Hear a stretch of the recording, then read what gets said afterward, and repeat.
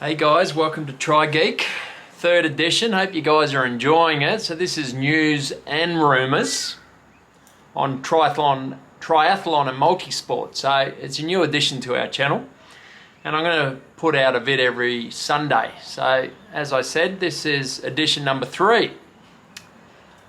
Alright, so last week's question. So if you stay to the end of the video, I'll ask a question. And last week the question was, which male won Hawaii Ironman on their debut? And Jason Cheshire got the answer. It was Luke Van Lieder. So Belgian boy in 1996, and he actually won Hawaii twice. He won it again in 1999. So he was the first man to win on his debut. I had a few people say Gustav Eden. He also won it on his debut. In fact, so did Christian Blumenfeld. But no, it was Luke Van Lieder. Alright, so I'm going to tell you a quick story about how I started Tri, so you guys can have a bit of insight into me. So back in 1995, so going back a few years, a mate of mine rang me and said, "You got a bike, don't you, Tim?" And I said, "Yeah, I think so." He said, "Well, our cyclist just pulled out of the Noosa Triathlon, can you do it?" And I said, "Okay, how far is it?" And he said, 20k. And he rang me a week out, and I thought, alright. So I went and pumped the tyres up on my bike and scraped the cobwebs off and went for a bit of a ride. And rode 20k once, and then rocked up and did the race. And when I rocked up, it was actually 40k.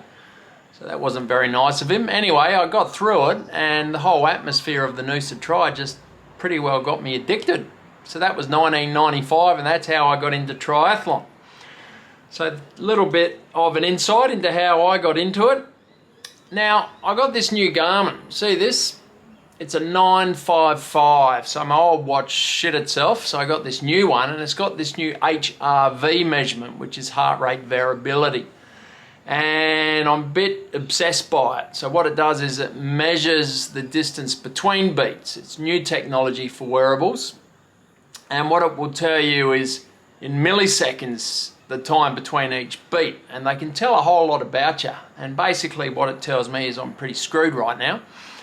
I'm still not over this whatever I had 9 weeks ago. And it's telling me that I'm pretty stuffed, and it's true. So if you guys know anything about HRV, or you've got your own experience, drop me a comment. I'm keen to know your experience with it, because for me it's all bad. It's saying that I'm in all sorts of strife, and I feel that I am. So HRV, heart rate variability. I think all new wearables will have it now, so it's pretty cool. So here's one on Ironman. Now, over the last 5 years or so, Ironman times have been getting so much quicker. So I remember 15, 20 years ago, if you broke 8 hours, you were a superstar. Now everyone breaks 8 hours. In fact, the top 10 break 8 hours. So why is that? Now, first of all, the swims are staying about the same, I reckon. The swims haven't got much quicker. I feel that we're going about as fast as we can in the water as swimmers, but the bike and run are substantially getting faster. So is it technology? I guess if you take a modern time trial bike today compared to 20 years ago, they're very different beasts, more aerodynamic, the position they enable you to get in, rigidity of frames. And in the run, shoes, carbon plated shoes. I mean, I bought a pair, and I reckon I'm running 30 seconds quicker over 10k. So why do you reckon they're getting so much faster? I mean, I'm talking they're about 30 minutes faster in an Ironman, men and women, than they were 15, 20 years ago. So curious to know what you think about that, but they definitely are, and I reckon it's technology. So disagree with me if you like. Here's a little stat on Amanda. Now, who's Amanda? She's the other half of this channel, TriFed. Before she started triathlon, she played soccer, or football, as some people would prefer to call it. She played that game for 32 years. So there you go. There's something you didn't know. I just bought some new shoes. They are a trail shoe. In fact, there's a link up here if you want to check it out. They're a new Saucony Endorphin trail shoe with a carbon plate, but what I want to know is, how do you say it? Is it Saucony or is it Saucony? That's all I want to know there.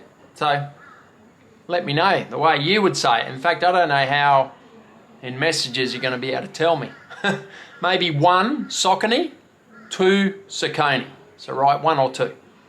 Okay, the PTO rankings have just come out. So the Professional Triathlete Organisation, is that what it stands for, honey? Right, Professional Triathletes Organisation. Professional Triathletes Organisation. So the rankings have just come out top 10. And you've probably seen it online, but I'll tell you anyway. So in the men's, in 3rd place, Magnus Ditlev. So he's ranked 3rd. Number 2, Gustav Eden. And number 1, surprise, surprise, Christian Blumenfeld. So no surprise those two are there. And in the women, number 3, Ashley Gentle, which is awesome, an Aussie girl. Number 2, Daniela Reif. And number 1, Annie Haug. So there's your top 3 in men and women. So it's done by how many races you do. You get points from where you finish. And at the end of the year, ones with most points win. So that's kind of cool. Okay, Sebastian Kienle. So I just watched a good vid of his. So last year, Hawaii was his last ever World Championships. And this is his last year ever of racing. So he's doing a whole series on his YouTube channel on him finishing to race or finishing his career. Good bloke, one of the nicest blokes in the world of Ironman and triathlon, I reckon. But he's doing Wanaka in New Zealand. So that's he's doing bucket list races, I guess, and that's one he's always wanted to do. So check out Sebastian Kienle's channel, and for all you Kiwis, be good to have him down there. Alright, so a little stat for you. So the women's parkrun record was just broken in Alinga Beach in Adelaide, South Australia. And for the girls, for the women, she ran 15:25. So that's the quickest any woman's ever run in a parkrun around the world. Her name is Izzy Bat Doyle. So my hometown, South Australia, or Adelaide, and 15:25. So good on you, Izzy. That's a nice fast time. Shit, I'd be happy with that. Speaking about professional triathletes retiring, Heather Jackson. So she's retired from triathlon, but hasn't retired from sport. So what she's going to do, and this is interesting, she's going to become an elite ultra runner and gravel rider. So again, she's got a YouTube channel, and she just did her first 100 mile, which I think she came 4th in elite women, 100-mile run that is.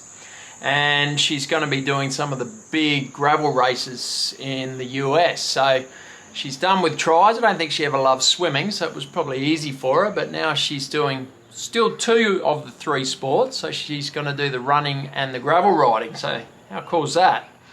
Not at all related to triathlon, but the Aussie, Toby Price, is winning the Dakar rally at the moment, motorbike. So I had to mention him. I watch it every morning, so he's won it twice before, but nothing to do with tries. I thought I'd chuck it in there. And this week's question, tyre pressure. So this is a very interesting one. Put down below, how wide are your tyres, 25s, 28s?